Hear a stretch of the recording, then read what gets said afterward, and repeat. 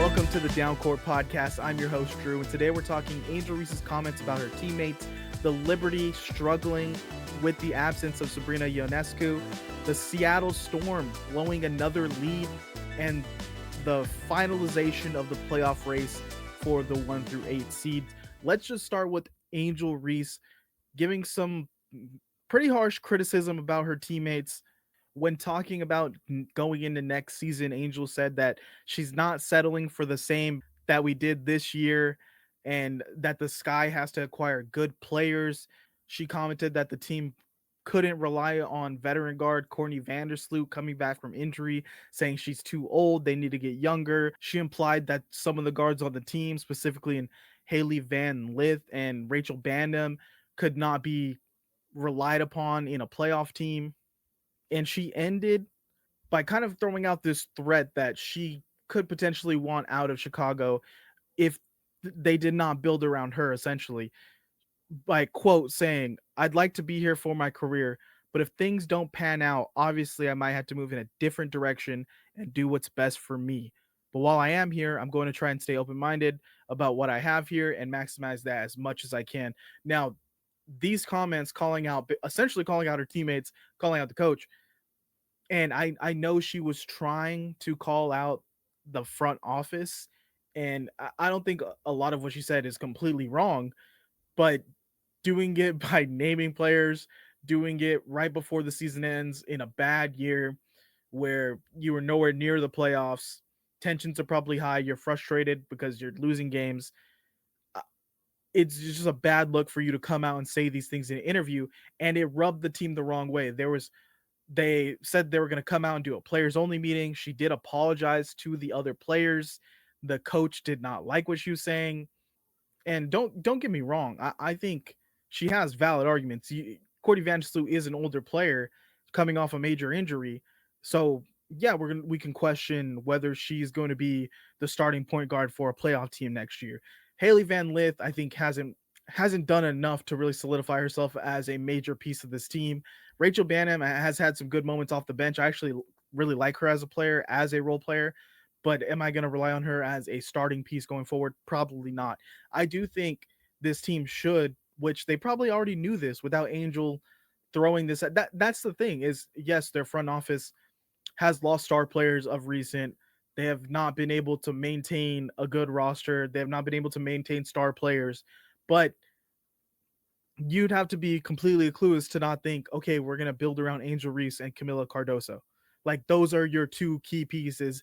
And probably you could throw in like Ariel Atkins in there, like to keep the front court and a part of the back court. And so I think her even throwing this all out in an interview right before the season ends is just kind of careless, is reckless. I think the frustrations of the season are getting to her, but also they gave you the keys to the car. This was your team this year, and nothing happened. It was a really bad season, not a lot of wins. When we did kind of build around you, Angel, like, you are the star of this team. When Angel is playing in rhythm and playing in her best style of play and not trying to be Kyrie Irving with the handles and trying to play at the top of the 3-point line, when she is making passes, when she's playing down low, rebounding, scoring buckets, she is a really great player. But is she great enough to warrant being publicly critical of the roster, publicly critical of the team building, and not getting traded? Is she worth more than that? I don't know. I think this puts her in jeopardy of getting moved to a different team. I don't know if she was doing this to get out of Chicago and potentially get to a better situation. I don't know if she really wants to be here and she just thought she needed to put it out there that she's committed to winning. But if I'm of the front office, I'm looking at her, I'm looking at Angel Reese and like, yes, we probably are making a lot of money off of your jersey sales and you're one of the most popular personalities in the league, but from a talent aspect on the court, Are you one of the 5 best players in the league? No. Are you one of the 10 best players in the league? I don't think so. So does that really qualify you to come out publicly and bash us and us not be like, well, we will trade you. We will get rid of you. They don't have much else. I do think they could potentially flip her for a pick and build around Cardoso. And I don't think having another solid young big in Cardoso gives you that flexibility to be like, well, we could just build around that and we kind of don't lose the style of play that we already have. Will they be able to build a roster to get the most out of Angel Reese going forward? I don't know. But this does put kind of a huge damper on things in Chicago where you could have, especially in a big win where you look great the against the Sun tonight, where you could have ended the season on a high note and a positive note and looked at it like, look, we had a lot of injuries. We have our young star. We have other pieces that could potentially work into this. We know we're gonna move pieces. We know we're gonna add to this team and get better. Why are we bringing the negative into it when we could have just, talked about this behind closed doors and move forward in a positive light? I don't know how she's gonna move past this with certain members of the team, especially like a Haley Van Lith, someone that they just drafted, who played with her at LSU and things went poorly. They did not perform as well together as they thought, and they were like, well, okay, well, we drafted her. I know Angel was a good sport and saying like, let's run it back, but I don't think that's also worked out. Also now, it doesn't seem like they're the best of friends if you're coming out calling them and saying if you're coming out and saying that Haley can't be a contributor to a good team. So is Angel wrong in the criticism she threw out? No. But should she have done it behind closed doors and just smiled through the remainder of this season and try to end on a positive note with the team? Yes. I don't know how this affects her long term. Throwing out threats after your second season where you, I think, do have holes in your game, you still can become a better shooter. You still can become a better offensive player, even though you're putting up good numbers. I think there's just, we can also say like you're playing completely garbage time ball. You are loading up on the stats on a bad team in games that don't matter. So who cares if you're taking a bunch of shots and putting up 20 points? How can you contribute to a winning team? I think your criticism that you're throwing to some of these point guards, we can kind of point your way. Can you be a contributor on a good team and not just have these empty calorie stats? So, I mean, if you're gonna dish it out, we could put that same criticism back on Angel Reese. But I think she's a great player. Just some unnecessary comments. Shade was trying to go to the front office, ended up on the players. She apologized. I hope they work through this. But for now, she is the building block in Chicago. And unless she continues down this path of criticizing everyone, they're not going to change from that.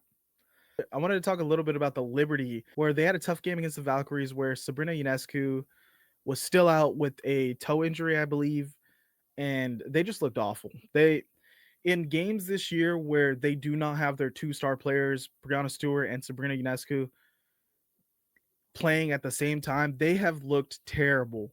And they're still loaded with talent. I know they've had other people banged up and sit for these games, but Natasha Cloud came out firing from 3 points.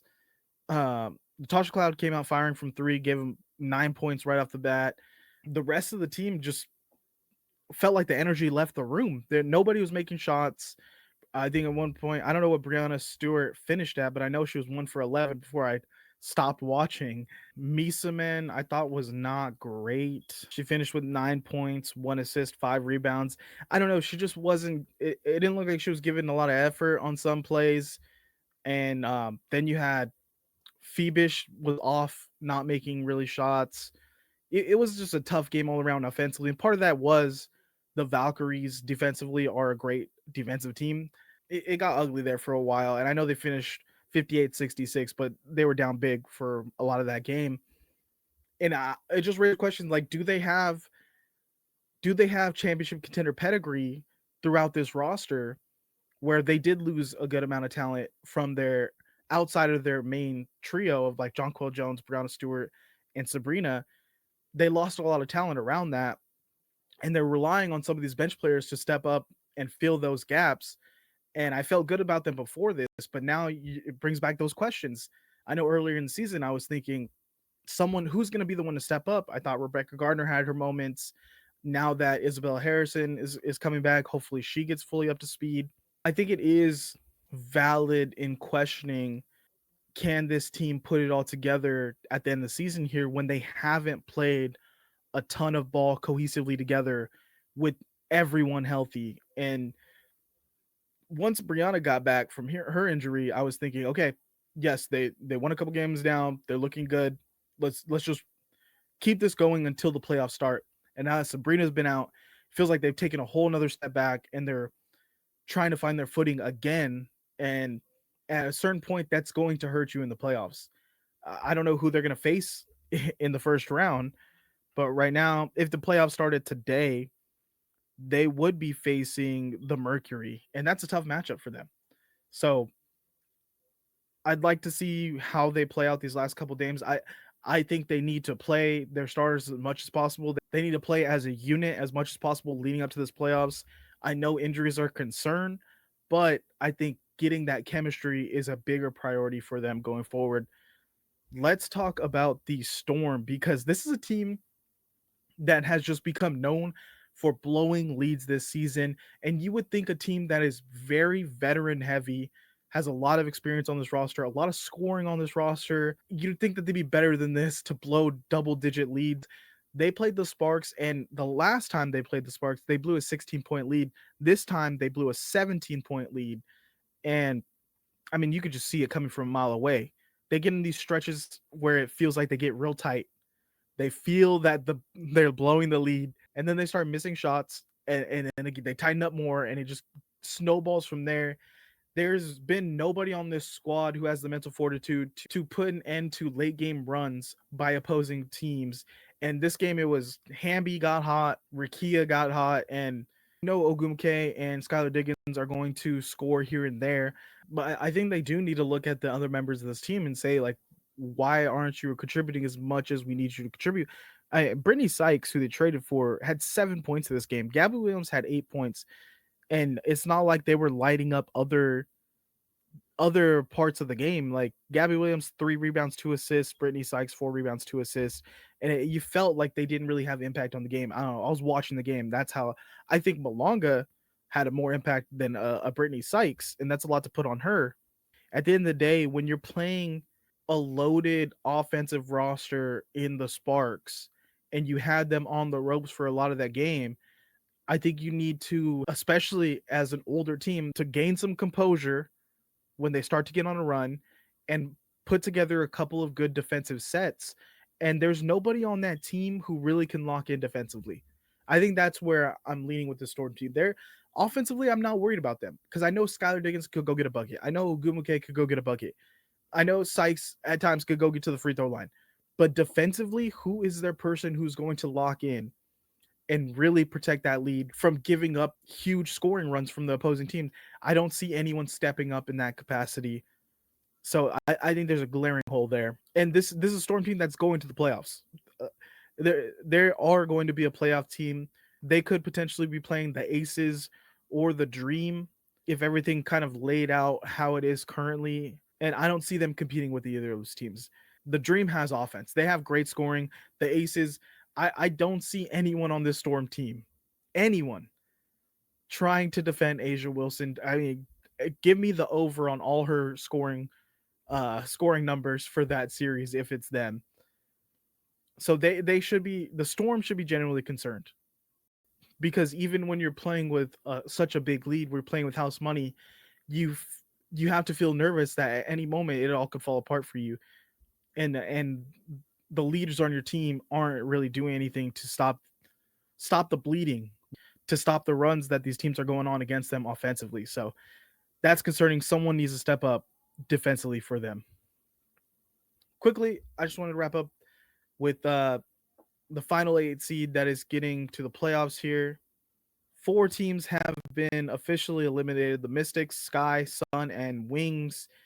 The Sparks are the only one with the outside shot of potentially taking the 8 seed. They currently sit at 19 wins. The Fever are in the 8th spot with 21. And then you have the Valkyries and the Storm with 22 wins. It would take probably a miracle for this Sparks team to get into the playoffs. They have the Dream, the Wings, and Mercury and the Aces left on their schedule. There's 3 really tough games for them left. The Fever, I know, who are battling a lot of injuries. They face the Sky, the Mystics, and the Lynx. 2 very winnable games for them, and then a game where potentially the Lynx could be resting all their starters and not trying to win at all. And the Fever seem like they've just gotten better throughout all the injuries. They keep on finding talent in the free agents pool who contribute to these wins. And so I do think they're going to lock up that playoff spot against the Sparks. Really, they just have to beat the Sky and then hope for the Sparks to lose a game here. So I do think this, how the playoff picture looks now, is what we're going to see going into the playoffs. It's going to be interesting to see if Caitlin Clark is able to full go for that first playoff game, and how much are they going to let her go against a Lynx team that has been dominant this year, because that's going to be a tough one to see your star player and Caitlin Clark come back off of injury, be a little rusty, and go against a Lynx team that's just firing on all cylinders. So you guys, let me know in the comments how you're feeling. Let me know what you think about Angel Reese and that whole situation. And if you're looking forward to Caitlin Clark playing potentially against the Minnesota Lynx, please like, comment, subscribe, all that good stuff. We are audio version on Spotify and Apple Pods, video version on YouTube. We're on TikTok, Instagram, all that good stuff. Thank you for listening. We'll see you next time.